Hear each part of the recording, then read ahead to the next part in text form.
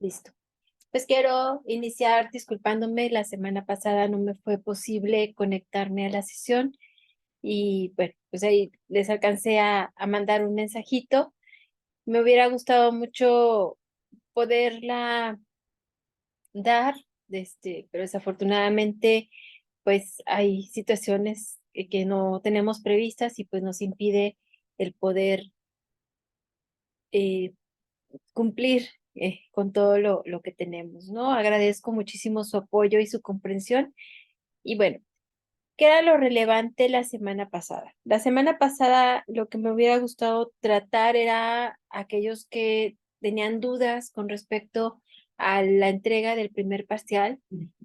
Eh, la ventaja de estas sesiones de que ya están revisados, pues si no todos, así la mayoría de los que entregaron porque pues pudieron haber entregado en estos últimos días más trabajos, pero los que ya lo entregaron en tiempo y forma, el 25 ya todos tienen su revisión y detecté algo muy importante. Perdón. La mayoría hizo las correcciones en el caso de los antecedentes, que es donde se habían hecho más observaciones. Y también otro punto muy importante que detecté es que muchos ya redactaron o ya iniciaron con la redacción de de la delimitación y los antecedentes como tal. Eh, sí es muy importante que ustedes vayan conformando su tesina con estas redacciones, nada más no olviden lo importante de la redacción. La redacción es en tercera persona y de manera objetiva. No por el hecho de que en este primer avance o en esta entrega del proyecto se les incluyó introducción y conclusión, es que así vaya a quedar en su tesina. Había hecho yo la observación de que no va así. En su tesina, pues ustedes la van a redactar hasta que ya se haya terminado todo el estudio y bueno, pues sí queda diferente la introducción y la conclusión con respecto a lo que ustedes vayan avanzando. Algunos omitieron ciertas partes, o sea, por ejemplo, me pusieron la matriz de delimitación, pero no me pusieron los antecedentes, o pusieron los antecedentes como tal, pero no pusieron la matriz de delimitación. Otros no incluyeron ni la introducción ni la conclusión, o ponían introducción y no ponían conclusión. Y bueno, pues ahí uno de los criterios sí manejaba que entregaran todo tal como se les había solicitado para poderse considerar todos los puntos. En general les fue muy bien.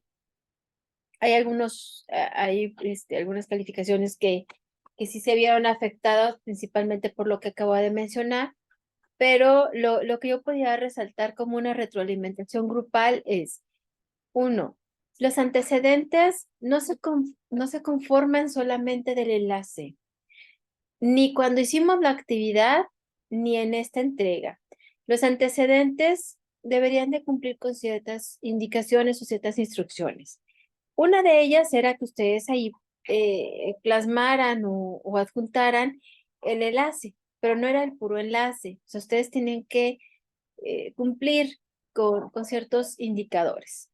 Cuando les compartí la matriz para la redacción de antecedentes, los indicadores se hicieron mucho mayor a los que tenían en la actividad, pero les va a servir para la redacción. O sea, realmente la redacción de los 5 artículos que se les solicitó, que sean científicos y que tengan una antigüedad no mayor de 5 años, hay que extraer esos indicadores de la matriz para que ustedes redacten en cada uno de ellos todos esos indicadores. ¿Por qué? Bueno, el apartado primordial de antecedentes es detectar quién ha investigado con anterioridad lo que yo quiero investigar o el tema que yo estoy abordando. Número dos, cómo lo llevaron a cabo? Es decir, ¿qué aplicaron? ¿Cuál fue su pregunta de investigación? si hay hipótesis, cuál fue su hipótesis, se cumplió, no se cumplió, si se cumplió, ¿por qué? Y si no se cumplió, ¿por qué? Por eso el poner los resultados de esa investigación o de ese artículo científico es para nosotros de gran relevancia, porque nos va abriendo el panorama de cuál pudiera ser uno de los resultados de nuestra investigación. Entonces, en conjunto, los indicadores van representando los mismos apartados que ustedes van a hacer en su tesina, pero de manera eh, reducida o una síntesis de esa investigación, ¿no? Y todo esto enriquece muchísimo porque pónganse ustedes en el lado del lector. Cuando el lector ve el título de tu tesina y ya va avanzando, ya vio la delimitación, ya entendió cuál es la problemática. Cuando llega a los antecedentes, dice, ok, se ha investigado mucho o no se ha investigado mucho de este tema y lo que ha arrojado también es interesante, porque al fin y al cabo, a pesar de que ya pasaron 5 años, considerando que sea o X número de años, pero que no sea mayor de 5, sigue habiendo o se sigue detectando esa problemática.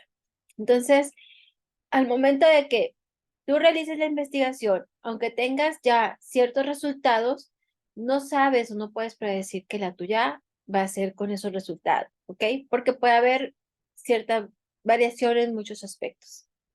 Entonces, aquí lo importante es que se conformen bien los dos apartados que llevamos de gran relevancia, que son delimitación y los antecedentes.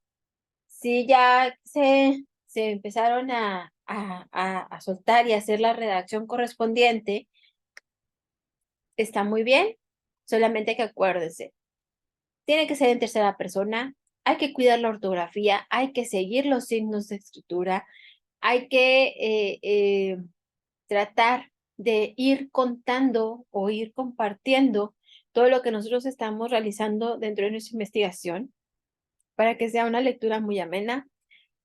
Hay que cumplir con todas las indicaciones para que realmente tenga el valor cada uno de las secciones o los apartados de su tesina y pues ustedes ir logrando ese conocimiento que poco a poco los va a ir envolviendo cada vez más en su tema de investigación. ¿Ok? Eso es lo que voy a generalizar del avance que entregaron en el primer parcial. Y bueno, pues nada más ahí a los que les puse que tienen que realizar la redacción de antecedentes, que no pueden nada más poner los enlaces, tampoco nada más expresar ciertos puntos que no corresponden a los indicadores de los antecedentes, pues hay que complementar la información. ¿Ok? Eh, No sé si ustedes tengan alguna duda sobre la retroalimentación que se les dio o algún comentario sobre sus actividades, bueno, en este caso su avance del bueno, en el parcial. Yo no, maestra, gracias. Contrario, gracias a ti. ¿Alguien más?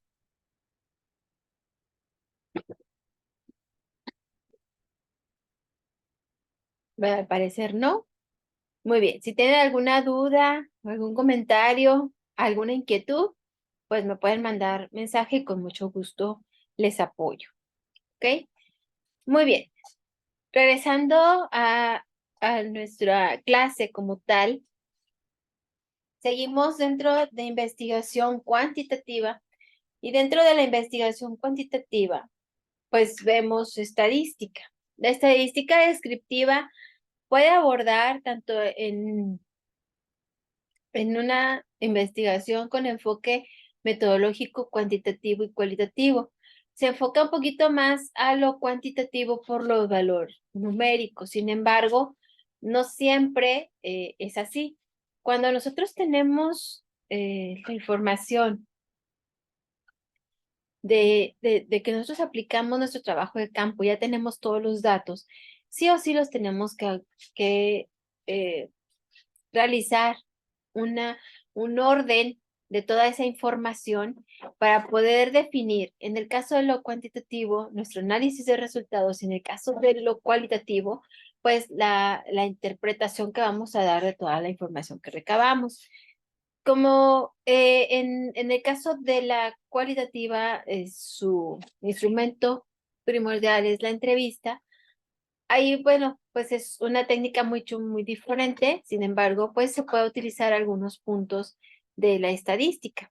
En cambio, en lo cuantitativo, pues vemos que son datos que los puedo, que los puedo realmente ir representando de una manera ordenada y que estos datos en su mayoría son numéricos para que yo pueda realizar un análisis e interpretación propiamente de lo que nos arrojó nuestro trabajo de campo. Entonces, por eso es importante y es relevante el uso de la estadística. Déjenme los pongo en pantalla completa para que ustedes lo puedan visualizar mejor. Si empieza a fallar el internet, pues apago mi cámara. ¿Ok? Muy bien. Tenemos dos tipos de estadística, la estadística descriptiva y la estadística inferencial. En el caso de la estadística descriptiva, pues vamos a manejar diferentes medidas en las cuales a nosotros nos va aportando cierta información. Las más sencillas y las más comunes son las medidas de tendencia central. ¿Por qué son las más comunes? Bueno, porque nosotros ahí tenemos parámetros que nos van indicando cómo interpretar o cómo analizar las siguientes medidas. Tenemos, por ejemplo, la media, la moda y la mediana. Son las tres básicas de la media de tendencia central. Para nosotros poder realizar un promedio o la media, como lo manejamos aquí, es teniendo nuestra muestra, todos nuestros datos agrupados, conociendo nuestros datos. En este caso, bueno, podemos tener datos agrupados o datos no agrupados. Después les manejo la diferencia. Pero tenemos nuestros datos. Lo voy a dejar así a ver. Tenemos nuestros datos que nos arrojó nuestro trabajo de campo. Los estamos organizando y vamos a realizar el análisis. Tenemos que nosotros recurrir a estas herramientas para que podamos para que se nos pueda facilitar este análisis. La media, pues es un valor que lo manejamos muy a menudo, sobre todo en la educación, porque estamos siempre inmersos a sacar promedios, pues para ver cuál es el desempeño académico de un alumno, cómo vamos a evaluarlo en el primer parcial o en el segundo parcial, qué es lo que necesita para poder aprobar o qué es lo que necesita para mantener su promedio, sobre todo si aspira a una beca o tiene una beca. Entonces, tenemos ciertos condicionamientos que nos ayudan muchísimo. Entonces, el obtener este parámetro como promedio o media, pues nos da a nosotros entonces, si por ejemplo necesita un 8 o 8.5 para mantener un porcentaje de beca, pues tenemos que estar promediando. Ah, ok, promediaste 9 en este primer parcial, luego un 7 en el segundo parcial, entonces tengo que sacar tal calificación para que puedas alcanzar el promedio. Entonces, lo manejamos con cierta facilidad. Si nos vamos a la industria, o sea, la industria también, siempre tenemos que tener un parámetro para poder, y luego manejamos, a lo mejor no estadísticamente, pero siempre tenemos esa expresión de que estadísticamente prevalece esto, o estadísticamente nos indica que esto va a ocurrir.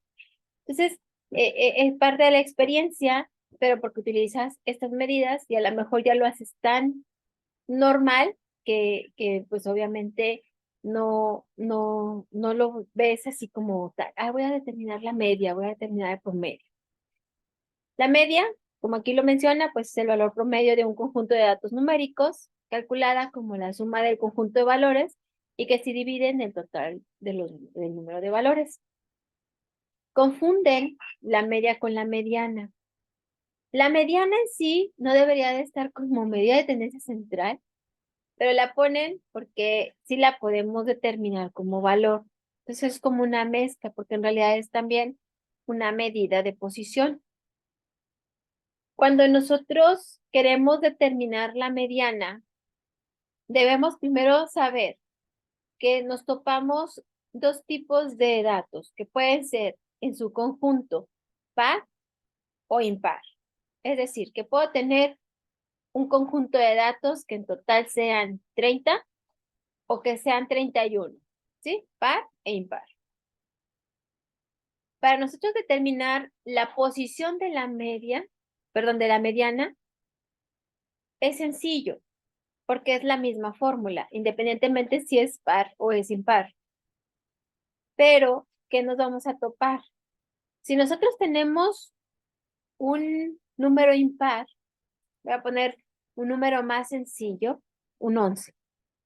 Si tengo 11 datos, que es impar, yo puedo determinar exactamente el valor que tiene en medio.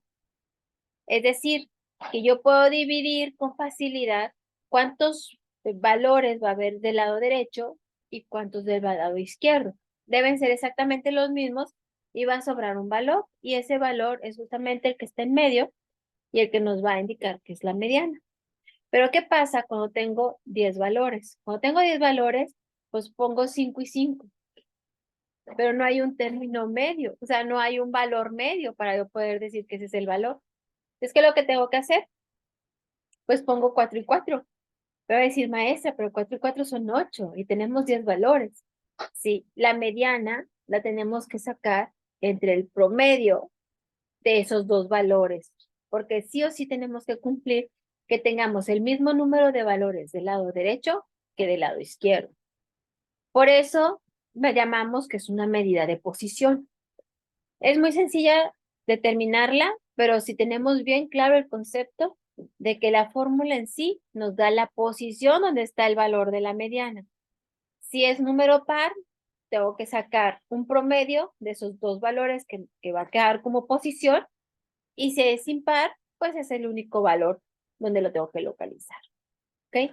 Si no queda claro algo, si sale alguna duda, con toda confianza me pueden interrumpir. ¿Ok? Y bueno, la otra medida de tendencia central es la moda. Esta es la fórmula que les mencionaba. Si nosotros tenemos, realmente la fórmula es la misma. No importa si los datos que tenemos en su totalidad o en su conjunto es par o impar. La fórmula es la misma, solamente que nos va a dar posiciones diferentes. Poniendo el ejemplo, si tengo 10 valores, que sería la modalidad par, pues me va a quedar 11 entre 2. Si es 11 entre 2, ¿cuánto me da? No me da un entero. Entonces, si me da 5.5, lo que voy a hacer es que la mediana o el valor de la mediana está entre el valor 5 y el valor 6. No, el valor de la mediana es 5.5, es la posición la que nos arroja. Entonces, entre el valor 5 y el valor 6 es donde voy a encontrar el valor de la mediana. Si el valor 5 tiene, no sé, es un 40 y el valor 6 es un 42, pues entonces tengo que sumar 40 más 42 entre 2. Y entonces ya tendría el valor de la mediana. Si pongo el mismo ejemplo del impar, que sea 11 más 1, me va a dar 12. Entre 2 me da 6. Entonces, el valor que tenga en 6, ese es el valor de la mediana. Pongamos que en la posición 6 yo tengo un 45. Bueno, ese sería el valor de la mediana. Esa es la única diferencia. Por ejemplo, cuando ponía estas fórmulas me decían algunos alumnos, maestra, pero si es lo mismo, ¿cuál es la diferencia? Bueno, es que en realidad es una sola fórmula y solamente nos define la posición donde puedo encontrar el valor de la mediana. ¿Ok? Se los pone uno o dos veces para que vean que es la posición la que me está arrojando como ejemplo. ¿Sí? En el caso de la moda es la categoría o el valor numérico que más se repite. Es decir, si nosotros tenemos en nuestra base de datos que acabamos de recabar y observamos que un valor es el que obtuvo mayor número de repeticiones, es decir, que más personas lo dijeron o lo seleccionaron, pues entonces eso me representa la moda. Tenemos unimodal, bimodal o multimodal. ¿Qué es la diferencia? Unimodal es un solo valor. Es el único valor que se repite mayor número de veces. Pero puedo tener dos valores que coincidan, que son los que tienen más repeticiones y que aparte sea lo mismo. Por ejemplo, a lo mejor el número 42 tiene 15 repeticiones y el número 48 tiene 15 repeticiones. Entonces, quiere decir que el número 42 y el número 48, si son las que más tienen repeticiones, pues serían nuestras modas. Y multimodal, pues es que puede tener tres o más modas, ¿sí? Nada más las vamos separando por comas. ¿Esto qué nos indica? Pues a lo mejor al momento de graficarlo podríamos ver que hay cierta estabilidad en ciertos valores. ¿Y esa estabilidad qué me representa? Bueno, pues tendría que tener todo el contexto para poder decir cuál análisis o qué interpretación daría de tener multimodal. Cuando nosotros graficamos y nos damos cuenta de que esas repeticiones van tendiendo a que se estabilice, entonces decimos, ah, ok, pues entonces ya puedo interpretar esto, que pasa esto, ¿sí? Por ejemplo, muchas veces en la industria se trata de buscar la efectividad de a lo mejor, no más bien, evaluar si, si al aplicar una estrategia de motivación, ¿cuál es la motivación? Un bono de puntualidad. ¿Y qué es lo que vas a evaluar? Si a través de que tú les dijiste que todos aquellos que, no sé, de X tiempo, no sé, 6 meses o mensual, que todo el mes lleguen a tiempo, se ganan el bono, pues tienes que ir supervisando, verificando que efectivamente lleguen a tiempo. Entonces, aplicas el instrumento de cierta medición y ves que si lo hace la empresa en los diferentes departamentos, que puede ser que el departamento contable y el departamento de ventas son los que se han llevado mayor número de bonos. Entonces ahí ya tienes la moda. Dices, bueno, ¿cómo lo interpreto? O sea, ¿qué coincide entre esos dos departamentos para que lleguen a tiempo? O que por qué esos dos departamentos sí lo han visto como algo de beneficio y no como una imposición. Y entonces ahí empiezas a indagar más. Obviamente, pues tu instrumento ya tiene colocado eso, ya tiene previsto cuáles son los factores. ¿Ok? Entonces, eso es lo que nos puede dar. Aquí dentro de de la diapositiva que les estoy compartiendo, pues estamos hablando de una tabla de frecuencias y qué es lo que nos va a proporcionar cada una de esas tablas. Bueno, tenemos la tabla de frecuencias o distribución de frecuencias en las cuales nosotros vamos a ordenar nuestros datos o categorías. En el caso de la frecuencia absoluta es la columna que nos va a representar el número de veces que se repite cada una de las categorías o clases o valores numéricos o intervalos que nosotros vayamos poniendo en nuestra tabla, ¿sí? Tenemos diferentes frecuencias. Tenemos la frecuencia absoluta, tenemos la frecuencia relativa y tenemos la frecuencia porcentual. La frecuencia relativa es la forma representativa de la porcentual. Es decir, la frecuencia relativa nos va a dar a nosotros la representación en decimal, que al multiplicarlo por 100 va a ser la porcentual. Entonces, ¿qué es lo que hacemos? Bueno, como nosotros tenemos diferentes categorías, la frecuencia relativa nosotros la vamos a determinar entre el número de repeticiones, es decir, la frecuencia absoluta, y el número de total de datos.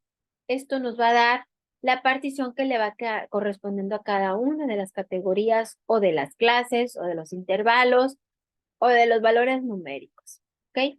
Y eso a nosotros nos va a proporcionar la facilidad de que al multiplicarlo por 100, perdón, es que me marco que ya faltaban 10 minutos. Al multiplicarlo por 100, pues yo voy a obtener el porcentual. ¿Por qué lo hacemos en una tabla o una distribución de frecuencias? Entre más fácil y visible tengamos los datos, más fácil se nos va a hacer el análisis de esos datos. Si nosotros no tenemos esa organización, si no recurrimos a estas herramientas, pues se nos va a dificultar. O sea, puedes decir, ay, no, pues de los que estuve recabando de información, pues sí estaba predominando que decían este color, por ejemplo, ¿no? Que a todos les gusta el azul. Sí, pero en realidad tú no lo tienes visto, no lo tienes realmente organizado, no tienes todo el panorama. Entonces no puedes estandarizar, no puedes decir que realmente el color azul predominó, porque si tú lo tienes ordenado, pues entonces tienes argumentos para decir que sí predominó el azul. ¿Ok? Entonces, por eso es la importancia de tener esta tabla de frecuencias o saber hacer esta distribución de frecuencias para que nosotros podamos tener toda la información ordenada y podamos tener todo el panorama de cómo se está comportando cada una de las categorías o clases que estamos analizando. Cada una de las frecuencias tiene la acumulada, es decir, sacamos nosotros la frecuencia absoluta y tenemos la frecuencia absoluta acumulada. Sacamos la frecuencia relativa y tenemos la frecuencia relativa acumulada. Sacamos la frecuencia porcentual y tenemos la frecuencia porcentual acumulada. Cada una de las acumuladas, ¿cómo lo vamos a determinar? Solamente vamos a ir sumando cada una de las filas y al final nos debe dar el total de datos. Solamente los vamos acumulando, por eso se llama frecuencia absoluta acumulada, frecuencia relativa acumulada y frecuencia porcentual acumulada. ¿Ok? Eso pues les va a quedar mucho más claro cuando hagamos el ejercicio. Lo voy a hacer en Excel para que más o menos ustedes se vayan, vayan comprendiendo mucho mejor lo que estamos viendo de esta manera teórica. ¿Ok? ¿Hasta aquí alguna duda? ¿Algún comentario de las medidas de tendencia central? No, maestra. Bueno, ¿Todos bien? Muy bien. Perfecto. Y bueno, aquí ya abordamos un poquito lo que ya les expliqué de la tabla de frecuencias, que aquí nosotros lo utilizamos para poder analizar la información por medio de la agrupación de datos. Tenemos datos agrupados y datos no agrupados. Los datos agrupados son aquellos datos que tenemos o mucha variabilidad o tenemos muchos datos. Es decir, que a lo mejor aplicamos una encuesta en el cual arrojó, no sé, 350, 500 o más respuestas. Y esos, bueno, pues tengo que agruparlos de una manera, porque si todas, pues, considerando que pudiera ser que todas las respuestas estén diferentes, que es muy extremo, pero pudiera ser, o que no hay tanta coincidencia en las respuestas, pues poner 350 respuestas en una tabla no va a ser nada sencillo. Tampoco realizar su análisis porque pierdes la información en lo que vas desplazándote para poder ver toda la información, ¿no? Entonces, a eso lo tenemos que agrupar.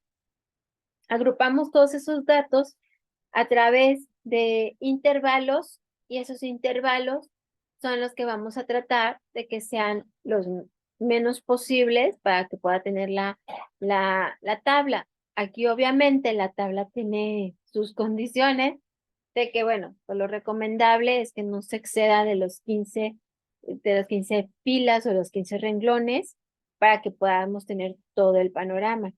aunque tengamos muchos datos, ¿ok? Lo que sí se va generando es una amplitud en cada uno de los límites de los intervalos. Tenemos límite inferior y límite superior. ¿Qué es lo que pasa con estos intervalos? Bueno, de que nosotros entre más grande sea el intervalo, pues nuestra frecuencia absoluta pudiera tener mayor repeticiones, ¿ok? Y en el caso de menor amplitud en los intervalos, pues se puede reducir y puede estar mucho más apegado a si los hubiera hecho de manera individual, ¿ok? Cuando nosotros tenemos datos no agrupados, es decir, que nos podemos topar dos cosas, o tenemos categorías o nuestros valores numéricos, que en su totalidad son pocos y no necesito expresarlos en un intervalo. Es decir, a lo mejor nada más tenemos 40, 41, 45, 48, 43. Pues son pocos, son pocas los valores numéricos de a lo mejor una base de datos de 50. Pero en sí se repiten todos esos valores. Entonces, no es necesario hacer intervalos porque nada más tengo 5 o 6 categorías, 5 o 6 valores. Entonces lo puedo dejar así. Y eso es lo que nos dicen que podemos nosotros tener tablas de frecuencias o distribución de frecuencias con datos agrupados o datos no agrupados. Y bueno, pues como ya les mencioné, la recomendación es que no se exceda de 15. ¿Sí? Porque entonces ya otra vez pierdes la visibilidad o el panorama de la tabla de frecuencias.